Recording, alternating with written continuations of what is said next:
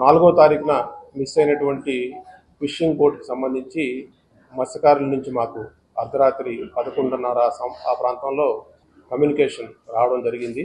దాని తర్వాత వీళ్ళకి సెర్చ్ అండ్ రెస్క్యూ ఆపరేషన్ని లాంచ్ చేసి అసిస్టెన్స్ ఇవ్వమని చెప్పి కోస్టల్ సెక్యూరిటీ డిపార్ట్మెంట్ నుంచి నేవీకి, కోస్ట్ గార్డ్కి ఇమీడియట్గా మెయిల్స్ చేయడం, వాళ్ళతో మాట్లాడడం జరిగింది. వాళ్ళు నెక్స్ట్ డే అంటే 5th నిన్న ఉదయం నుంచి సెర్చ్ అండ్ రెస్క్యూ ఆపరేషన్స్ ప్రారంభించడం జరిగింది. నేను కూడా coast guard regional operation station నుంచి ఆ రెస్క్యూ ఆపరేషన్ అంతటిని కూడా మానిటర్ చేయడం జరిగింది. దానిలో ఒక మత్స్యకారులు కర్రీ చిన్న అనేటువంటి మత్స్యకారుడు అక్కడ అటువైపుగా వెళ్తున్నటువంటి మర్చెంట్ వెజల్కి ఆయన కనిపించడం, ఆయన్ని వాళ్ళు రెస్క్యూ చేశారు.